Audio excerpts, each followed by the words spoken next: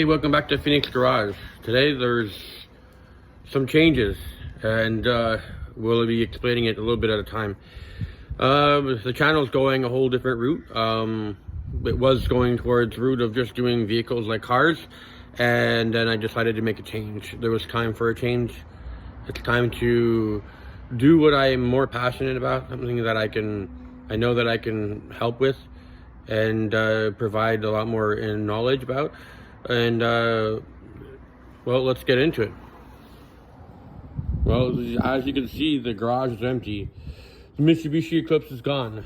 It left yesterday to its new owner, who is going to finish the job and get it running, because it's not that I wasn't capable of it. It was too much, and a lot was going on with it.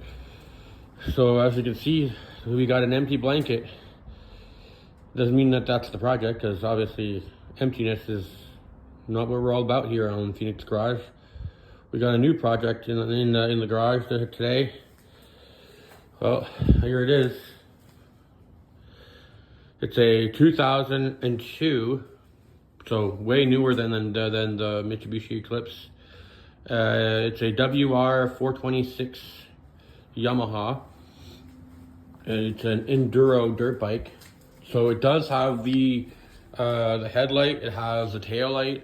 I can also add flashers if I wanted to make it roadworthy, but it's not really that worth it. Not to me anyways, not right now. So today what we're gonna do on this bike is, I was told the bike was transformed into a winter project. It was halfway taken apart, so he had the gas tank, the seat off, and then the valve cover off under his gazebo. The gazebo it didn't collapse on the bike, but it like collapsed on itself, allowing water to come down into the engine.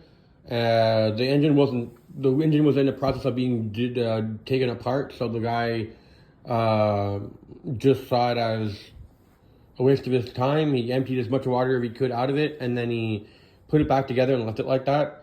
And then he also was going through personal things that happened during his life during that time, so it ended up becoming more of a problem to him than anything else, so he just put it away. And that was last winter, not the winter that we just had, but the winter before that. And so now he's decided he was going to move on from this, and he traded this for the Eclipse. So the Eclipse, the reason why he took it was because of the fact that he had one already, but that was in way worse condition.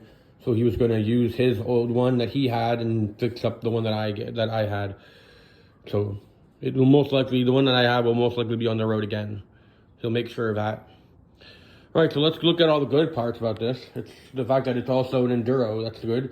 There's a tank, an extended gas tank on it. So the gas tank does come all the way up to here instead of ending up here. So that makes it that you have an extended drive on it, so you can go farther on it. These tanks, if I'm not mistaken, were meant to be universal. So that's why there's a petcock on this side and there's another one on the other side. So just in case like you have a way of connecting it. But I'm also thinking it must be also because you can probably connect double lines and have it leaking on both ends, so that way you make sure you catch this aspect of it. Because if you fill this up, once it's empty on that side, you still got this much gas up here that's full of gas and it's not getting it all. So I'm thinking you might have to connect a bridge or something to it and then have like a T. But that we'll get to that when we get to that point. It's missing this metal piece here. That's fine. I can always find one. Those are probably not that expensive. I tried to sit on this thing. It's freaking high off the ground for what it is. But that's fine. It's really just a project for now. We're gonna try to get it running. We gotta check the oil. We gotta check we gotta take the spark plug off, and we gotta get that going. I'm thinking that might be the original pipe. It's also missing the metal guard here for it.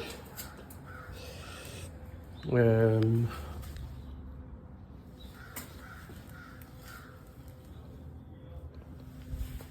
not sure if that's supposed to be connected or not.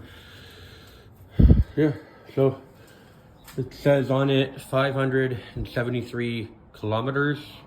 So far, that's not bad. And it doesn't look too bad. For me, the plastics are solid. Not one of them is cracked. They're all a little bit scuffed up, but you won't find a dirt bike that's been used doesn't have a little bit of scuffing on it somewhere. I mean, if it did, it means it's not being used, which means you're a little bit wasting your time, but a lot of this stuff can be repainted if you're really that fussy about it. All right, well, let's get into it. This won't be like those videos where you see me doing all the work and all that stuff. It'll just be like I'll go through the processes of what I'm doing and then I'll explain it afterwards, so that way there's not too much talking going on. I prefer just to do some of the work, come back to it. I'll show you what I did and how I did it, and then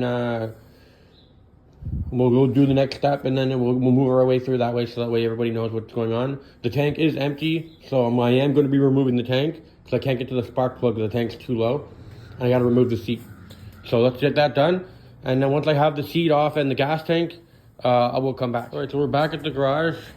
We took the gas tank out and the seat.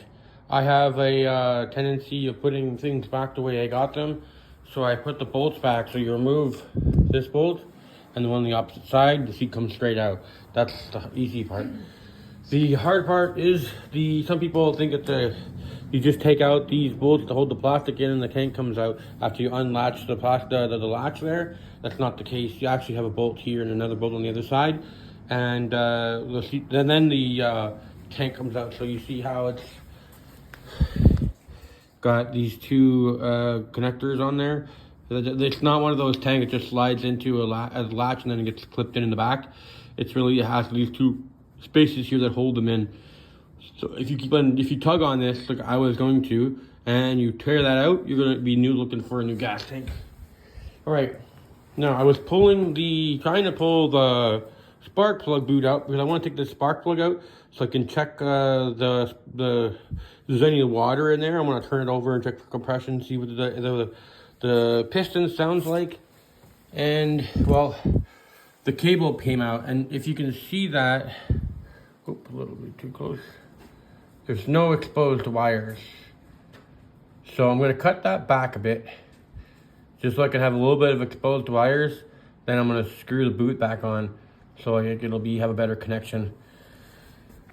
We want to have better spark at least. I also got to check and make sure that all of my head bolts and everything are nice and tight, because I don't know how far down the other person that had before me went with it. Yeah, so let's get that done, and then I'll let you know what's going on. Same time, once I have it off, we'll check spark plug, if there's spark on it, and then at the same time after that, we'll check in compression at the same time. Well, we're back. We got down to removing the spark plug, which was a bitch to take off. And then we ended up finding out, well, this spark plug has had one heck of an adventure. Doesn't seem to be good, does it? And well, with further checking the engine, it's kind of seized. So, not sure what to do here. I'm gonna have to for sure take the engine out, which I'm gonna bring you guys for the ride. But yeah, this guy's really got me into a position where now I gotta take the engine down to literally the block off, the top head off, check and see if that has damaged anything else, because it most likely has. So instead of just replacing piston and rings, I might also need to replace all the valves and the head on it, which the head looks brand new. It just seems like he may have replaced something and then not replaced all of it. But I guess we'll see. It comes down to the next video. We're going to be taking the engine out and removing the top end just to evaluate to see exactly what's going on, so we can get a better idea of the brutality that's happened inside that cylinder and how bad it really is. Because if it's as bad as I think it is, it's going to be an expensive repair. We're going to be selling this off of parts. So yeah, look forward to the next video, hopefully soon, and we'll get back to you and let you know exactly what's going on. Bye. Well, just to close off in a little bit of I guess an idea of what we're looking at here. I don't know what exactly is going on yet. I do know that like the channel I Do Cars, if you've watched that, you've heard him say it multiple times. I do know there is malice in the combustion palace, but don't know how much. I don't know if it's just damaging the piston or if it's damaged a lot more around it. By looking at the spark plug as much as I can with what I have, I know the metal end on it, strap that receives the spark, is gone. I know the porcelain on the inside of it is gone. So, and that's all end up inside the piston, and where the piston is. So I don't know if it's destroyed valves. I don't know if it's destroyed just the piston. If this happened while she was driving and it destroyed everything, which it must have, because I mean, cranking it over won't cause that piston to smash into the spark plug that hard. So something happened. It's just to see how bad it is, because I might be looking for a whole top end for this thing. And I've specifically told the guy that I didn't want I didn't want a bike that I would have to replace the whole top end on it. And he guaranteed me that the top end, everything was fine. It was just piston and rings. But like Two Vintage used to say on his channel, you don't trust anybody when they say things, because you get taken too many times. Yeah. So now we're down to the tank and the seats off. They're going to stay off. I got to come back with other things another time and just do a little bit more digging down and seeing exactly what's going on. Like you can tell, I mean, that's had itself a little bit of extra fun, more than it needs to be. I mean, there's no more strap on there. There's no porcelain. There's barely a friggin' tip on there. So yeah, let's just put all this back in the garage. We'll close the door and try to forget that we even did this, so that we can spend the rest of the day enjoying ourselves. And then we'll come up with a plan that advantages all of us. I don't know if this would be better off selling off as parts or not yet, but as far as I know, this bike is right now looks like a good candidate for parts, because of the fact that I don't know if she'll ever run again. The guy said it ran really, really well last year when he drove it, and I think he was taking it down or taking it apart to fix it. He was gonna go check and see what's going on with it. And he probably realized that it was fucked, and he decided he was going to sell it or get rid of it and try to find a way of taking it and getting rid of it. And it ended up becoming a little bit too much. And then when he realized that he had somebody that might be interested in taking it from him, he was happy to get rid of it. Anyways, I'll let you guys go. And we can come back to it maybe tomorrow or the day after that, when I get my bearings back around and the courage to come down and take it apart, because I'm not looking forward to seeing what's inside. But we'll get there when we get there. We'll cross that bridge when it happens.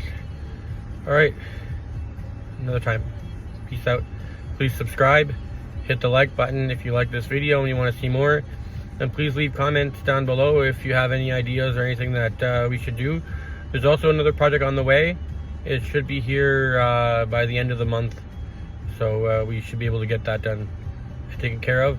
And yeah, it'll be another fun project to take care of, and for this channel too.